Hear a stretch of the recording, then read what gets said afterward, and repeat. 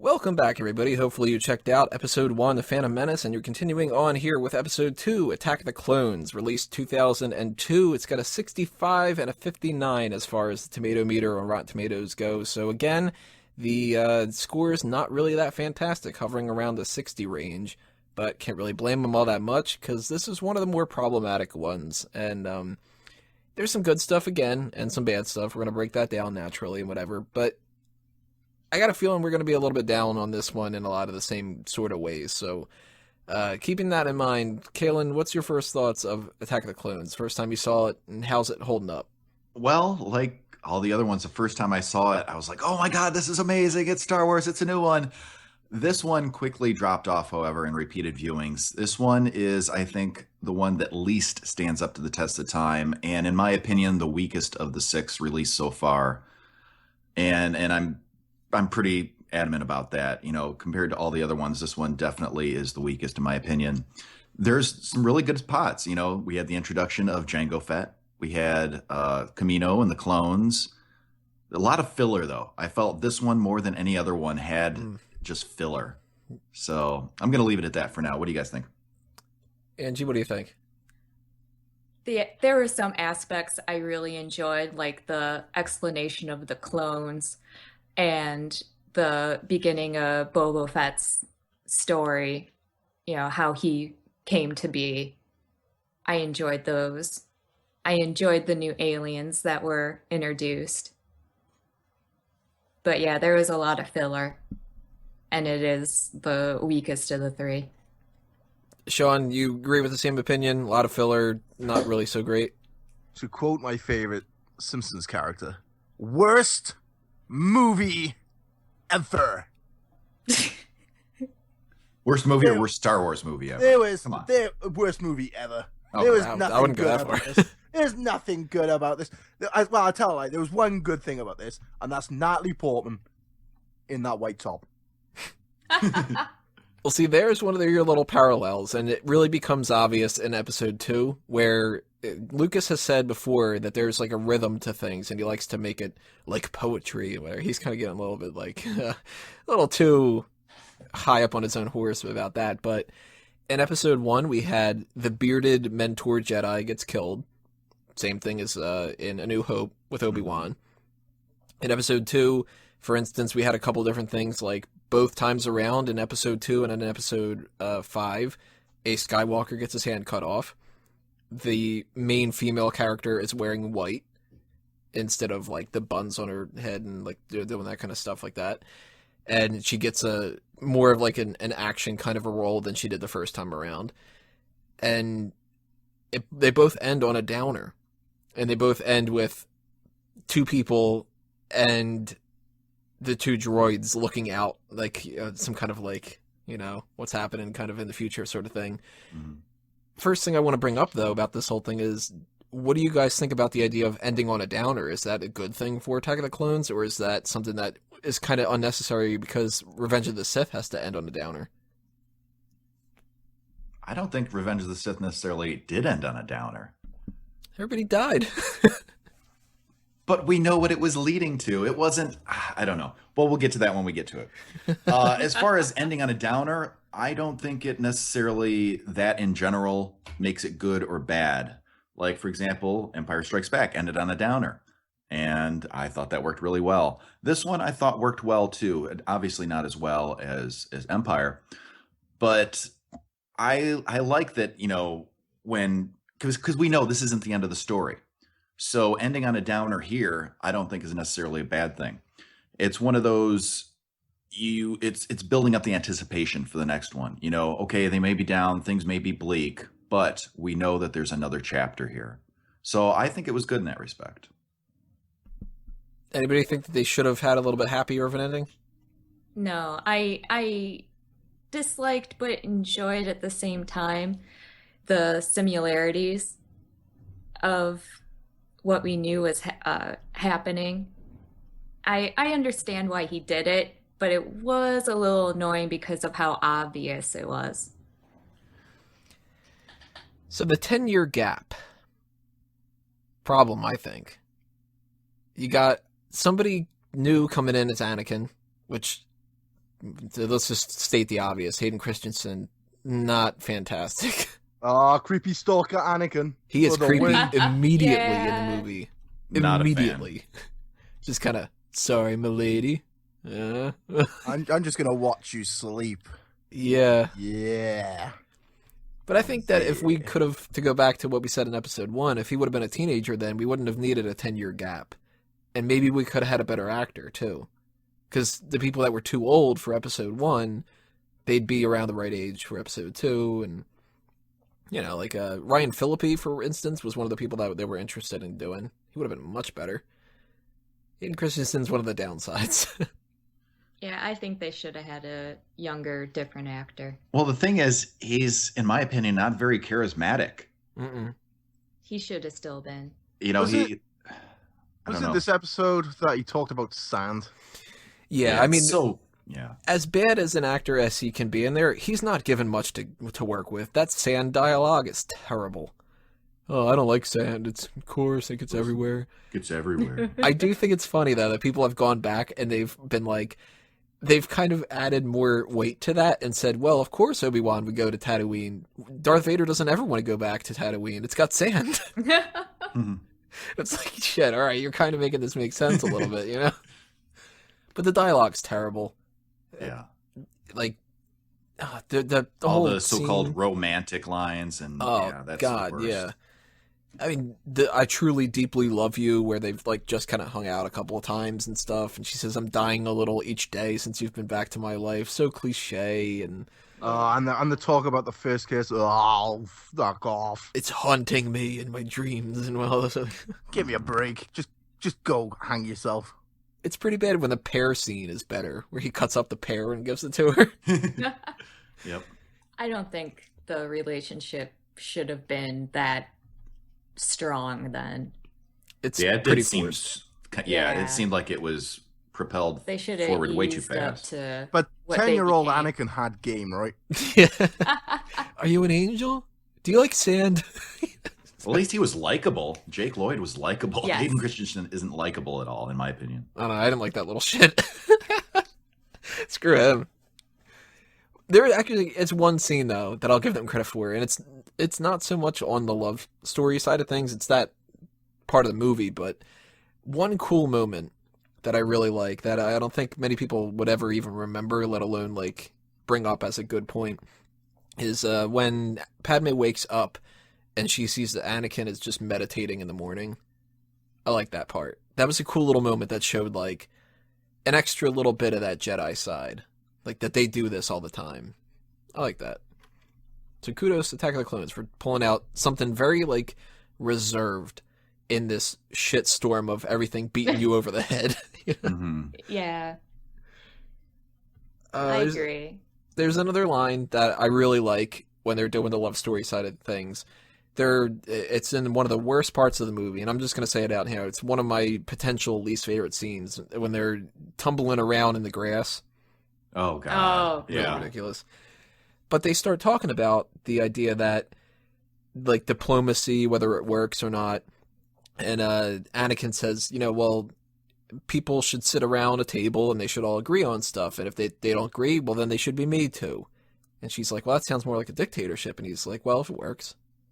That was Oh, a good little, like, Yeah, I did like that You kind know. of foreshadowing line there. what there's a happened couple- before it shouldn't have. you think so? Rolling around in the grass. Well, I thought you meant like it should have happened in episode 3. Okay, no. Well, no, they should have cut out the rolling around in the grass thing and just did that line. They should have come up with something different. Mm-hmm. There's a lot of things. That's actually something that you can kind of attribute to most of the movie is they should have thought of something different. Yeah. Mhm. Like the slugs in that opening thing. That's how they're going to try to kill Padme with these little slug things. Yeah.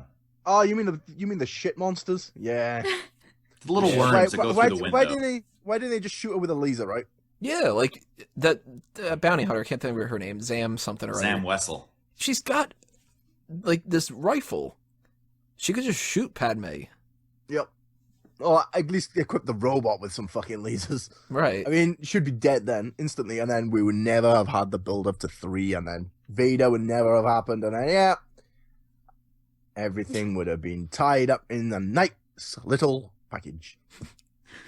I understand why they didn't, they wanted something that they wanted her to die very subtly and Yeah, that's why they blew up that ship at the beginning.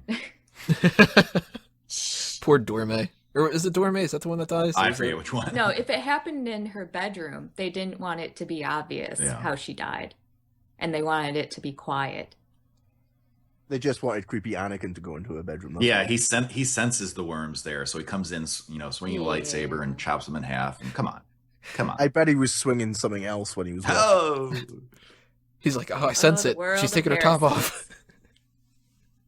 Then he just stares through the window, because he's creepy as hell in this movie.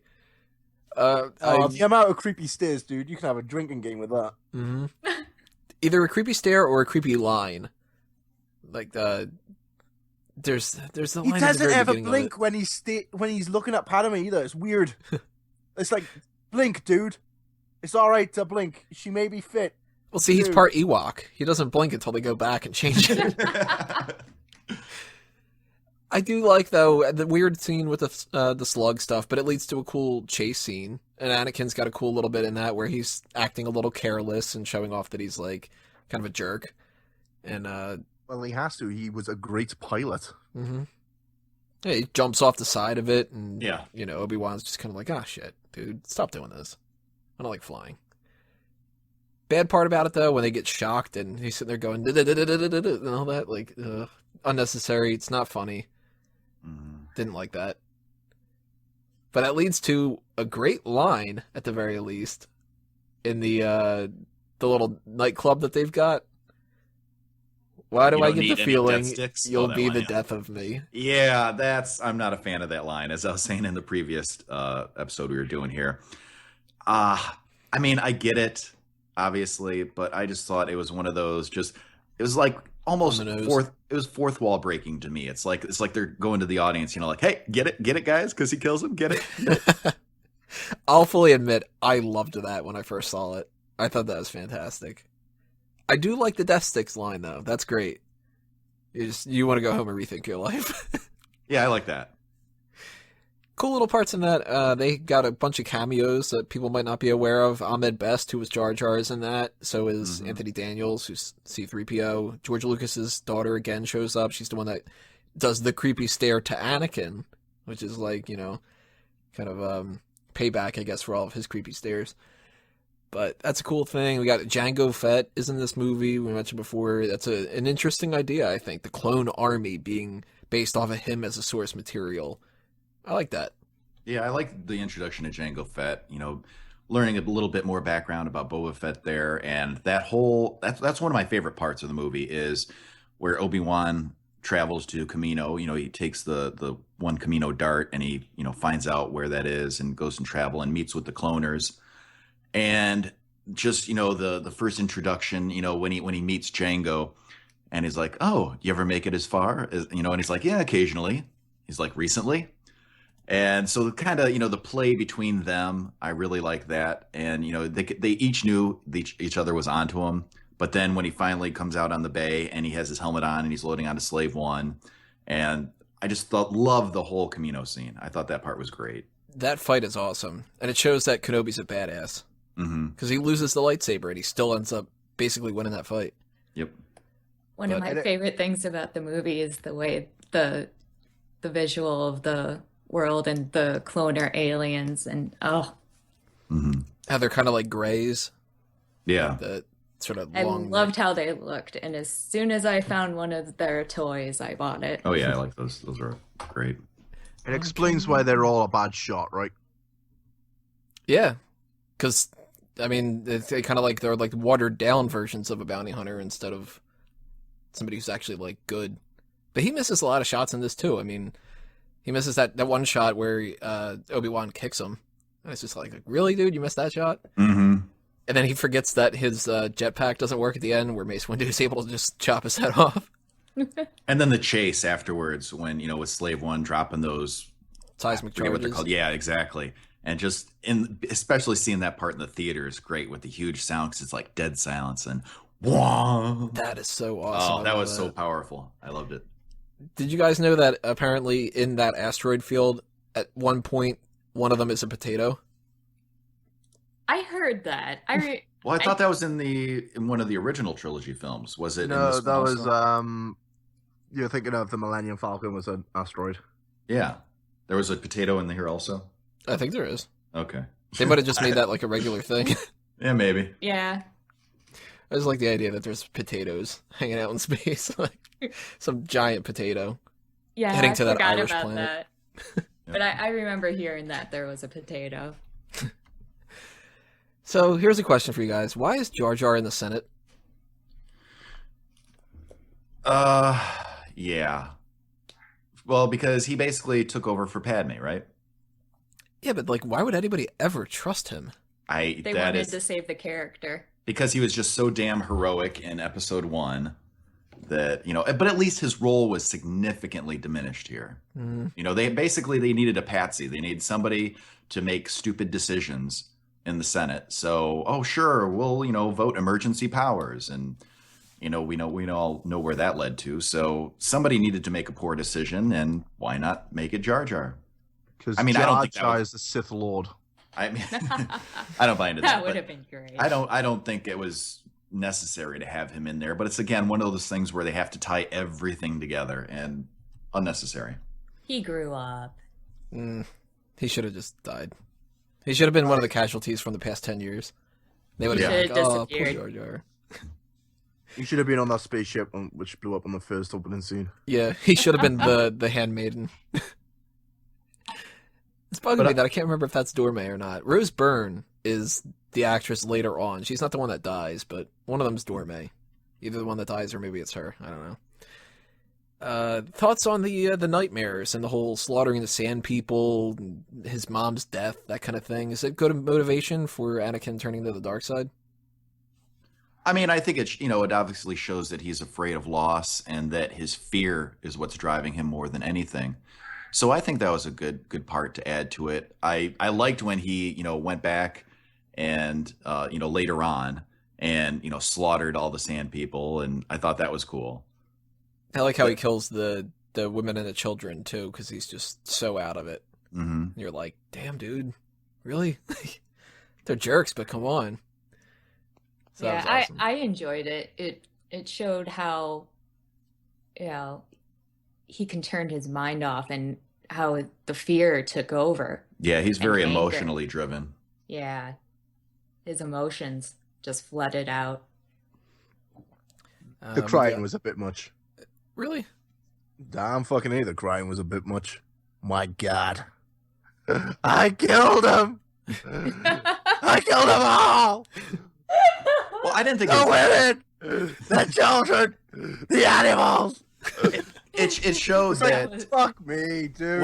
While he's emotionally driven, he's still conflicted about it. He's in that transitional phase where he still knows gives a shit. Yeah, he knows what's right and wrong, but he has trouble adhering to, logic and compassion, and he just kind of goes with fear and his strong emotion. He didn't cry when he killed the younglings. Well, no, at that point he was too far gone. Yeah. Plus, come on, little kids. At that point, if you're going to kill a little kid, you're a horrible person already. If you kill the Sand People and stuff, then you're starting to get to the point where you're getting bad. Like, I think it's rationalized a little bit. Yeah, Anakin can slaughter little kids, but we can't have Han Solo shooting first. No. Well, he's a better guy, right? Sure. What do you guys think about the big set piece at the end, Geonosis? We've got, I would say highlights when it comes to, like, there's so many Jedi and that's going crazy and stuff, but at the same time, we got this little side thing with C-3PO doing some stupid jokes and whatever. It leads us to Count Dooku, which is like, there's some cool parts there. First time we saw somebody fight with 2 lightsabers, but for some reason he just stands there and gets his arm cut off. Obviously, one of the biggest things that people, when they went to see this movie, they wanted to go see it again, was the crowd went nuts when Yoda was about to fight. Just, oh shit, Yoda's gonna fucking fight with a lightsaber. Yeah, that was pretty sweet, finally seeing that. Yeah, that was really cool. He's a little weird, though, that thing and bouncing around like an idiot. But pretty cool, though, overall, though, I would have to say. I Geonosis is love pretty seeing fun. that. Yeah, I like that where they're, chained to the pillars and then they have the creatures coming out there. And I like that whole part. It was, action filled and it was a lot of fun. What's I your would favorite go out of the with- 3 animals? Let's see. We have the Reek, we have the Ackley, and we have what was the other one called? The spider thing. Oh, that was the Acklay. Ackley. Which And one the was the Reek? Reek? Was that the That was like wolf the thing? rhinoceros looking thing. Oh, that thing. Whatever the wolf thing was. Yeah. Oh, it has an X in it. Shit. Nexu or something like that. I don't remember. Somebody leave it in the comments below. I think it was the Nexu. Of those, definitely the Ackley, the Good man. spider praying mantis looking one. I thought he was the coolest. With the cool Yeah, shriek. I did too. Oh yeah. And since spiders are probably my least favorite animal, yeah, that was the one that got me. Yes, Reek, Ackley, and Nexu. Thank you, Google. Nexu. Thank you, the people that left that in the comments before this part. So, again, wrapping this all up, 0 to 10, some favorite parts, some least favorite parts. Angie, I'm going to start with you this time. I'm going to say 5.5. Anything that stands out that gives it that -5? Well, the -4.5. I'm going to say it's all based around Anakin and what they did with him. Justified. Shaun? A 2. 2. Oh man. It was Harsh. fucking terrible. I hated the ending. I hated the end battle. I hated Count Dooku's lightsaber. Why the fuck was it shaped like a walking stick? I have no idea. Because he needed it. Yeah, but then you would think that with Yoda, but Yoda threw his walking stick away and he started doing fucking front flips and shit. He was doing parkour. That was fucking stupid as fuck. Then you had Aiden Christensen. Everybody knows my thoughts on him. I think he's a fucking stupid piece of shit. What else? There's a lot bad in this. You got the fact that C-3PO was put on a droid's body. That was fucking stupid. You got all the stuff with the clones. I didn't need to see that. That was a bit shit. A bit long-winded. That could have been a 5-minute segment, but it went on for like 25 minutes to 30 minutes. There was no mention of Qui-Gon in this entire film, which was kind of shitty because he was the best part about episode 1. He yells out to Anakin when he's killing the sand people. Remember, he's like, Anakin. I'll give props to Natalie Portman in the white. There you go. That's why there's the 2 points.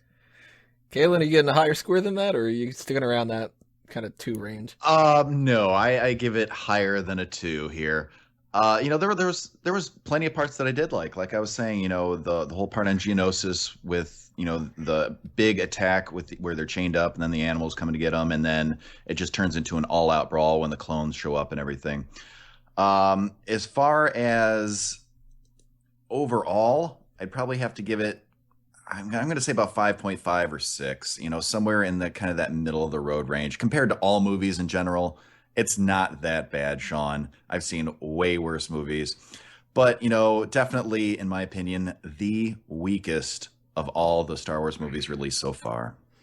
I think if you combine this and Revenge of the Sith, you get an awesome movie. Oh, yeah.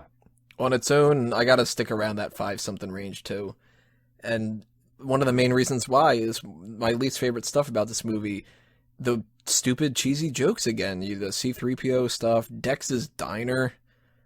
Just like, what? We're gonna have a diner and there's a robot named Flo. Come on, man. Yeah. But they had some good stuff too. I loved the idea of Yoda instructing the younglings and showing off that he's still got that sense of humor. He jokes about, Master Obi-Wan's lost a planet. How careless, that kind of thing. And showing the archives, more of the Jedi Temple, and showing the Jedi full force just attacking Geonosis. Awesome. That's episode 2 for you guys. So we're going to continue on here. Part 3, again, iTunes and Stitcher people. See you in a minute. For people on YouTube, click on part 3. And if for some reason you're clicking on part 2 and you hadn't watched episode 1, go back, check that one out. And then join us again in Revenge of the Sith.